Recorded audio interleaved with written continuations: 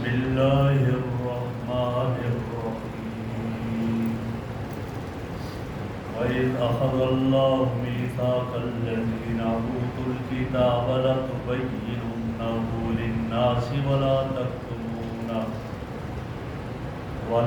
تَكْتُمُونَهُ فَنَبَذُوهُ وَرَاءَ ظُهُورِهِمْ وَاشْتَرَوْا بِهِ ثَمَنًا قَلِيلًا فَبِئْسَ مَا يَشْتَرُونَ وَإِذْ أَخَذَ اللَّهُ مِيثَاقَ الَّذِينَ أُوتُوا الْكِتَابَ، اور یاد کریں اس وقت کو جب اللہ نے اہل کتاب سے عہد لیا، پختہ عہد لیا، لَتُبَيِّنُنَّهُ لِلنَّاسِ، کہ تم اس کتاب کو بیان کرو گے لوگوں کے لیے، وَلَا تَكْتُمُونَهُ، اور تم اس کو چھپاؤ گے نہیں، فَنَبَذُوهُ وَرَاءَ ظُهُورِهِمْ، تو انہوں نے پھینک دیا اس وعدے کو پیٹھ کے پیچھے، وَاشْتَرَوْا بِهِ ثَمَنًا قَلِيلًا، اور انہوں نے خریدی اس کے بدلے میں تھوڑی سی قیمت، فَبِئْسَ مَا يَشْتَرُونَ، پس برا ہے جو وہ خریدتے ہیں۔ میرے محترم بزرگوں اور دوستو، بنی اسرائیل اور پھر اہل کتاب، ان کا یہاں تذکرہ ہے۔ پہلے درس میں بھی انہی کے متعلق گزرا تھا، اور آج بھی انہی کی بعض چیزوں کو بیان کیا جا رہا ہے، اور اس میں اس عہد اور میثاق کو بیان کیا جو ان سے کتاب کے بارے میں لیا۔ اللہ رب العزت نے کئی عہد لیے، قرآن مجید میں جگہ جگہ ہے، جیسے پوری انسانیت سے عہد لیا تھا، الستُ بربکم، کیا میں تمہارا رب نہیں؟ سب نے کہا بلا، کیوں نہیں، آپ ہمارے رب۔ اسی طرح بنی اسرائیل سے عہد لیا، اور کیا کہا، لا تعبدون الا اللہ، کہ اللہ کے سوا کسی کی عبادت نہیں کرو گے، اور والدین رشتہ داروں کے ساتھ حسن سلوک کرو گے۔ اسی طرح ایک اور جگہ قرآن نے ذکر کیا جو بنی اسرائیل سے عہد لیا تھا، لقد اخذنا میثاق بنی اسرائیل وارسلنا الیہم رسلا، ہم نے بنی اسرائیل سے عہد لیا اور ہم نے ان کی طرف رسول بھیجے۔ تو کئی سارے عہد اور میثاق ان کا ذکر ہے، اور یہاں جو عہد لیا گیا اور میثاق لیا گیا، پکا وعدہ لیا گیا، وہ کتاب کے بارے میں تھا، اور وہ یہ تھا لَتُبَيِّنُنَّهُ لِلنَّاسِ، کہ تم اس کتاب کو لوگوں کے سامنے بیان کرو گے اور چھپاؤ گے نہیں۔ ایک تو بعض مفسرین نے یہ تفسیر کی لَتُبَيِّنُنَّهُ، کہ تم اس کتاب کو بیان کرو گے۔ دوسری تفسیر یہ کی لَتُبَيِّنُنَّهُ، کہ تم اس عہد کو بیان کرو گے لوگوں کے سامنے اور اس کو چھپاؤ گے نہیں۔ وہ عہد کیا تھا جن کا کہا گیا کہ تم نے لوگوں کے سامنے بیان کرنا ہے اور لوگوں سے ان کو چھپانا نہیں ہے، وہ کیا عہد تھا؟ تو فرمایا وہ نبی اکرم صلی اللہ علیہ وسلم کے بارے میں پیشن گوئیاں تھیں، جو تورات میں بھی آئی اور جو زبور میں بھی اور انجیل میں بھی آئیں، وہ پیشن گوئیاں تھی۔ اور اللہ رب العزت نے تورات میں ان کے بارے میں جو فرمایا تھا اور جو آپ کے اوصاف، آپ کے فضائل بیان کیے گئے تھے، ان کا ذکر ہے، اور قرآن میں اس کی طرف اشارہ ہے۔ اللہ رب العزت فرماتے ہیں الذی یجدونہ مکتوبا عندہم فی التوراۃ والانجیل، وہ ذات کہ جن کے بارے میں لکھا گیا ان کے پاس تورات اور انجیل میں۔ تو نبی اکرم صلی اللہ علیہ وسلم کے جو اوصاف تورات اور انجیل میں تھے، انہیں کہا گیا تم نے وہ بیان کرنے ہیں، اور قرآن دوسری جگہ فرماتا ہے یعرفونہ کما یعرفون ابناءہم، انہوں نے حضور کو ایسے پہچان لیا تھا، چونکہ تورات اور انجیل میں آپ کے اوصاف تھے، ایسا پہچان لیا تھا جیسے اپنے بچوں اور اولاد کو پہچانتے ہیں۔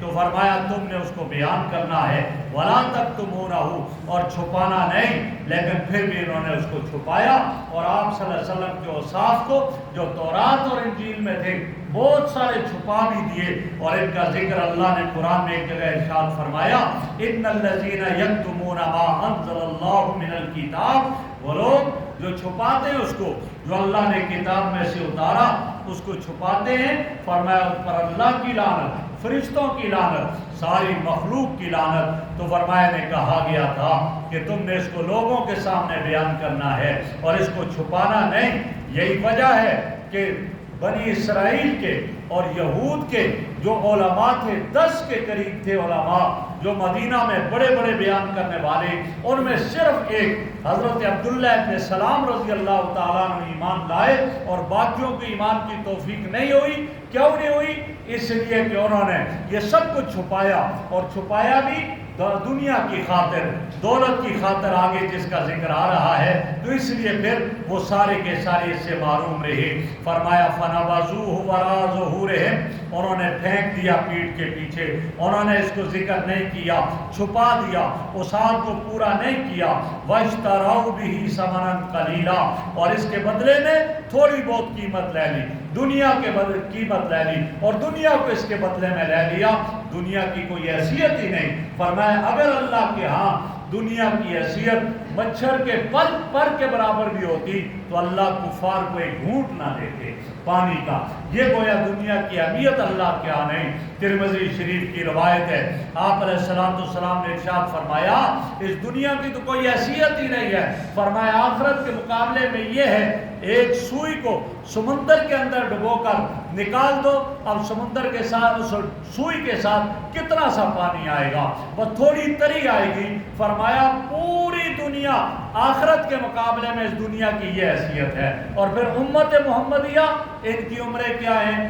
60 سال، 70 سال، زیادہ 100، 120 سال، اور وہ لوگ جن کی عمریں 500 سال، 400 سال، 600 سال گزری، وہ دنیا میں رہے، دولت بھی رہی، دنیا بھی رہی، لیکن دنیا سے جاتے ہوئے خالی ہاتھ گئے، اپنے ساتھ کچھ بھی نہیں لے کر گئے۔ فرمایا ساری دنیا کو جمع کر لو تو کیا ہے بھئی، 60-70 سال میں تم کیا کرو گے؟ جب جاؤ گے تو سب کچھ پیچھے خالی ہوگا، دوسروں کے ذمہ ہوگا، دوسرے اس کو لے لیں گے، اس کا مالک دوسرا بنے گا، تم خالی ہاتھ جاؤ گے۔ تو یہی فرمایا کہ انہوں نے تھوڑی بہت چیز لے لی، تھوڑی سی قیمت لے لی اس کے بدلے میں، اور فَبِئْسَ مَا يَشْتَرُونَ، اور بہت برا ہے جو یہ خریدتے ہیں اور لیتے ہیں۔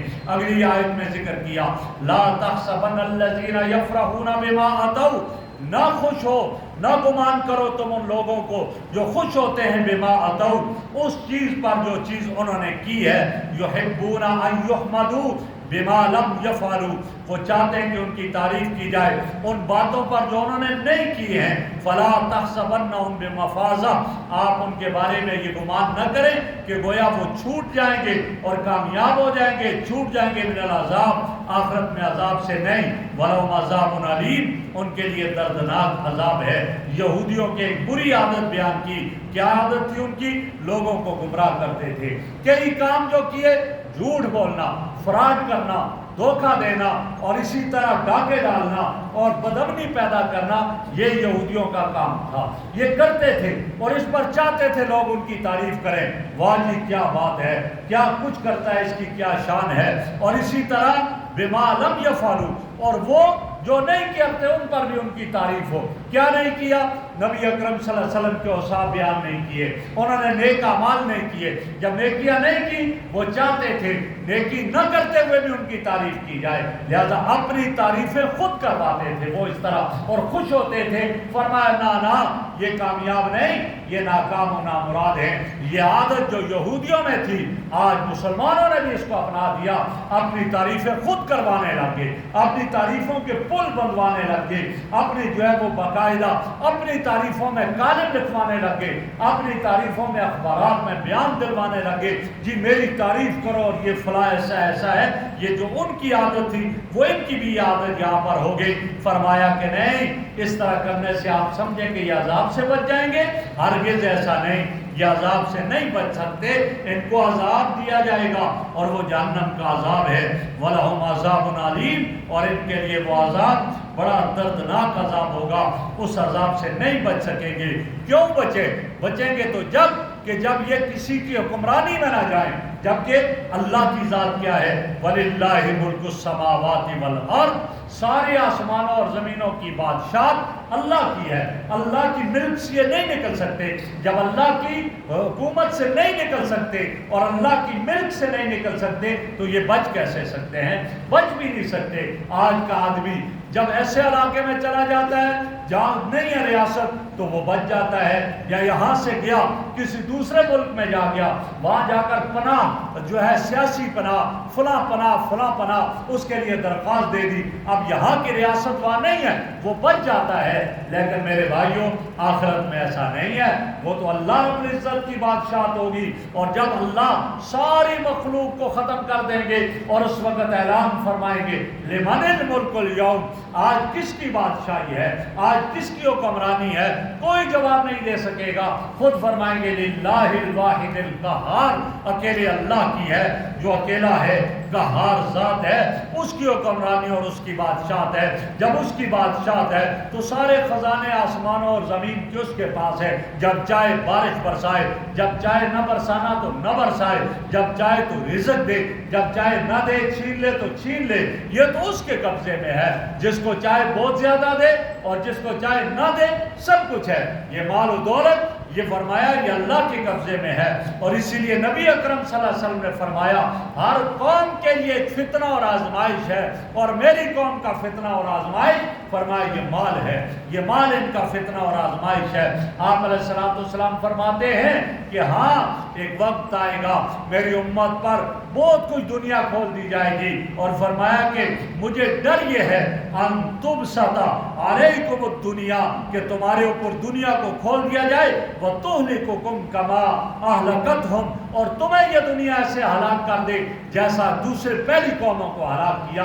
جب وہ آسائشوں میں آئے، راحتوں میں آئے، اللہ کو بھول گئے اور وہ ہلاک ہو گئے۔ فرمایا مجھے میری امت پر فقر و فاقہ کا اتنا خوف نہیں کہ ان کو فقر و فاقہ گمراہ کر دے گا، جتنا ان کے اوپر وسعتوں کا مجھے ڈر ہے کہ مال کی وسعتیں ہوں گی، یہ گمراہی کی طرف چلے جائیں گے اور تباہی کی طرف چلے جائیں گے۔ تو اس لیے فرمایا للہ ملک السماوات والارض، یہ تمہاری بادشاہت نہیں، اللہ کی بادشاہت ہے۔ آسمانوں اور زمینوں میں سارے خزانے اس کے پاس ہیں۔ واللہ علی کل شیء قدیر، اور آدمی یہ سمجھتا ہوتا ہے جی میرا یہ کیا بگاڑ دے گا، اس کو طاقت ہی نہیں، میرا کیا کچھ کر سکتا ہے، اس کے خلاف بہت کچھ وہ کہنے لگ جاتا ہے۔ تو فرمایا نہ یہ دنیا والوں کے بارے میں کر سکتے ہو، اللہ کے بارے میں یہ نہیں سوچ سکتے۔ کیوں؟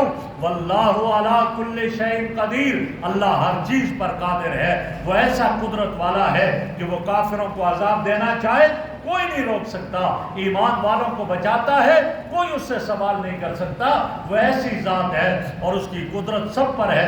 پوری دنیا جس کو تباہ کرنا چاہے، میرا اللہ اس کو تباہ نہ کرنا چاہے، دنیا اس کو نہیں ہلاک ختم کر سکتی ہے، اور اگر پوری دنیا کسی کو بچانا چاہے، میرا اللہ اس کو نہ بچانا چاہے، پوری دنیا مل کر اس کو نہیں بچا سکتی اور وہ تباہ ہو سکتا ہے۔ اللہ کی ایسی طاقت اور قدرت ہے، اس کے سامنے کسی کی بھی قدرت اور طاقت نہیں چلتی۔ جب نہیں چلتی ہے تو لہٰذا اس نے فرمایا کہ پھر اس کا تقاضا یہی ہے کہ اس ذات کے ساتھ جو عہد کر دیا اس عہد کو پورا کریں۔ ہم نے اس وقت عہد کیا تھا جب اللہ نے فرمایا، ہم اس وقت گویا ابھی تک جو ہے دنیا میں نہیں آئے تھے، ذریت کو جمع کر کے کہا تھا الست بربکم قالوا بلا، آپ ہمارے رب ہیں۔ جب رب ہیں تو پھر اللہ کی ربوبیت کا اس وقت اقرار کیا ہے، اب بھی اس کی ربوبیت پر عمل کریں اور اس کو اپنا رب مان کر چلے۔ اور پھر کلمہ پڑھا ہم نے لا الہ الا اللہ محمد رسول اللہ جب پڑھا تو یہ اقرار ہے۔ جب اقرار ہے تو اس کا تقاضا بھی یہ ہے کہ ہم اللہ رب العزت کے احکامات کے مطابق اور نبی اکرم صلی اللہ علیہ وسلم کے مبارک طریقوں کے مطابق اپنی زندگیوں کو گزاریں گے تو دنیا میں بھی کامیابی اور کامرانی ہوگی اور آخرت میں بھی کامیابی اور کامرانی ہوگی۔ اور اگر خدا نخواستہ اللہ کے حکموں کو توڑیں گے تو اللہ کے حکموں کو توڑنے میں اللہ کی شان میں ذرا بھی کمی نہیں آتی ہے، نقصان ہمارا اپنا ہے، اور اللہ کے احکامات کو پورا کرنے میں اللہ کی شان میں ذرا بھی اضافہ نہیں ہوتا، فائدہ ہمارا اپنا ہے۔ جب ہمارا اپنا فائدہ ہے تو جس میں فائدہ ہے اس کو لے لیا جائے اور جس میں نقصان آتا ہے اس کو چھوڑ دیا جائے۔ اللہ ہمیں عمل کی توفیق